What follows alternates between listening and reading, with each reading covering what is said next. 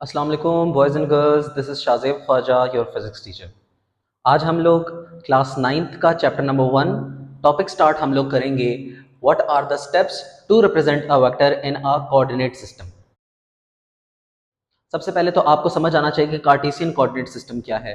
ये आप लोग बचपन से वैसे पढ़ते भी आ रहे हैं, मैथमेटिक्स के अंदर इसका बहुत ज़्यादा इस्तेमाल होता है। आज हम लोग फिजिक्स के अंदर भी देखेंगे कि what is a Cartesian coordinate system.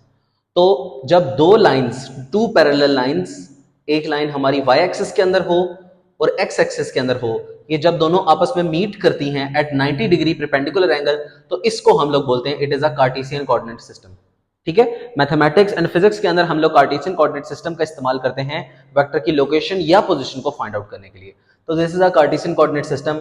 हम लोगों ने वेक्टर को रिप्रेजेंट करना है ग्राफिकली, लेकिन कार्टेशियन सिस्टम के अंदर।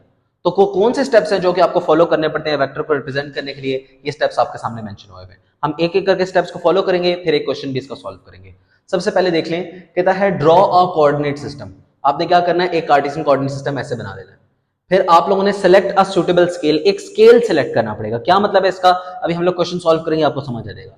Third step is draw a line in a fixed direction, क्योंकि हमें पता है वेक्टर क्या होता है, जिसका मैग्नीट्यूड भी हो और डायरेक्शन भी हो। तो हमने वेक्टर को स्पेसिफिक डायरेक्शन के अंदर ड्रॉ करना होगा और स्केल के मुताबिक ड्रॉ करना है।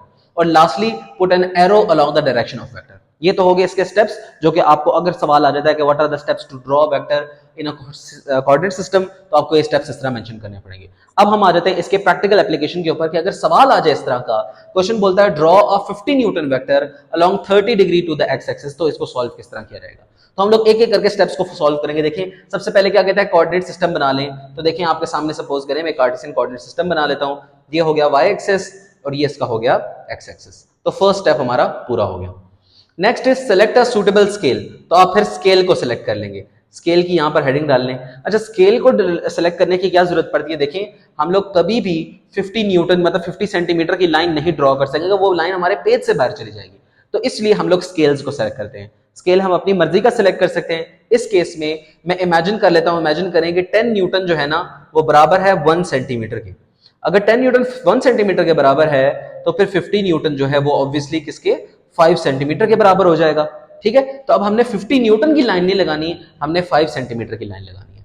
तो सेकंड स्टेप भी हमारा फॉलो हो गया, select a suitable scale. Scale हमने सिलेक्ट कर लिया। Number third, draw a line in a fixed direction. Direction उसने दी हुई है 30 डिग्री।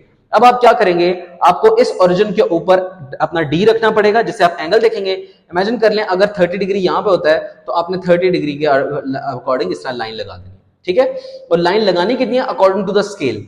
हमारा स्केल 15 न्यूटन 5 सेंटीमीटर के बराबर था, तो आपने 30 डिग्री का एंगल देखते हुए यहां पे इमेजिन कर लें ये हमारी 5 सेंटीमीटर की लाइन बन रही है। तो यहां पे आप लिख भी दें 5 सेंटीमीटर। ठीक है, और लास्ट में put arrow head along the direction of vector. Arrow head मैंने ऑलरेडी लगा दिया है। तो ये देखिए, इस तरह हम लोग वेक्टर को कार्टेशियन कोऑर्डिनेट सिस्टम के अंदर रिप्रेजेंट कर सकते हैं। सिंपल सा तरीका है, बस आपको स्टेप्स याद रखने पड़ेंगे। आई होप ये क्लैरिफाई हो गया होगा।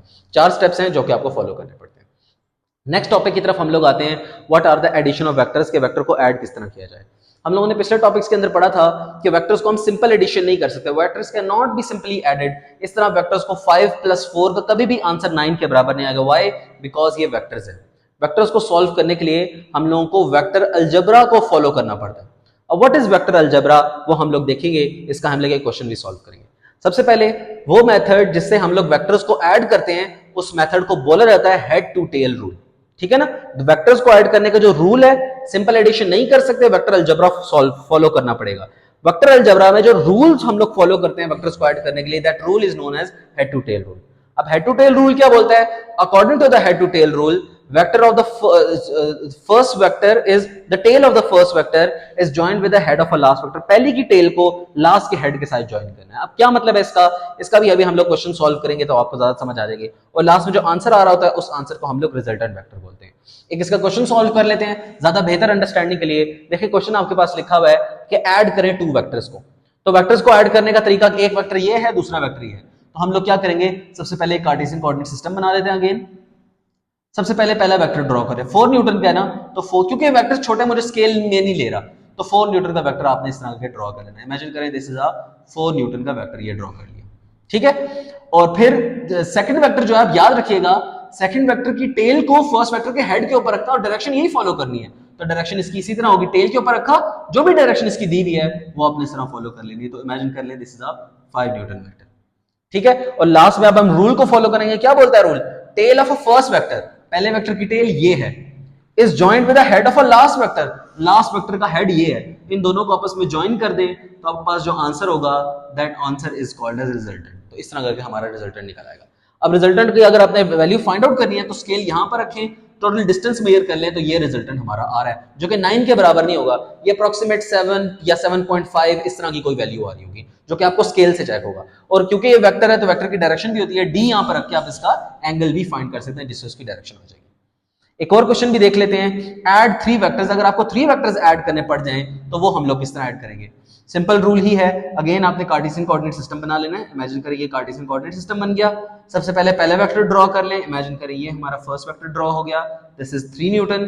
फिर आपने सेकंड वेक्टर ड्रॉ कर लेना, याद रखिएगा सेकंड वेक्टर की टेल फर्स्ट वेक्टर के हेड के ऊपर आएगी, तो ऐसे करके हमारा वेक्टर बनेगा। ये हमारा वेक्टर हो गया 4 न्यूटन का। और लास्ट में इसकी जो टेल है उसको हेड के साथ, ये थोड़ा इंटरमिक्स हो जाएगा, मैं इसको थोड़ा सा साइड पे करके लिख लेता हूँ। इमेजिन करिए हमारा सेकंड वेक्टर था, तो थर्ड वेक्टर की टेल को अपने बिल्कुल वाई एक्सिस में सीधा सीधा बनाना है, ये ऐसे बना दें तो ये हमारा 5 न्यूटन हो गया, ठीक है। 3 वेक्टर्स ड्रॉ कर लिए, याद रखिएगा फर्स्ट का हेड और दूसरे की टेल, इस तरह करके आपको सॉल्व करने होता है। और लास्ट में रिजल्टेंट फाइंड करना है, रिजल्टेंट के लिए पहली की टेल को लास्ट के हेड के साथ ऐसे आप जोड़ देंगे तो ये हमारा जो भी आंसर आ रहा होगा दिस इज रिजल्टेंट। रिजल्टेंट को फॉलो करने के लिए आपने यहाँ पे स्केल रखना है, टोटल इसकी लेंथ मेजर कर लेंगे तो वो उसकी टोटल मैग्नीट्यूड आ जाएगा, और डायरेक्शन को फाइंड आउट करने के लिए आप यहाँ पे डी रख के उसका एंगल भी फाइंड आउट कर सकते हो। तो ये था आज का लेक्चर। आज के लेक्चर में हम लोगों ने देखा कि how vectors are represented on a Cartesian coordinate system, फिर हमने देखा कि हाउ वेक्टर्स आर एडेड, और इसके 2 प्रैक्टिकल क्वेश्चंस भी हम लोगों ने सॉल्व कर लिया कि वेक्टर्स को बेसिकली ऐड किस तरह किया जाता है। आई होप लेक्चर आप लोगों को समझ आया होगा। कोई क्वेश्चन हो तो आप कमेंट सेक्शन में भी पूछ सकते हैं। Thank you so much.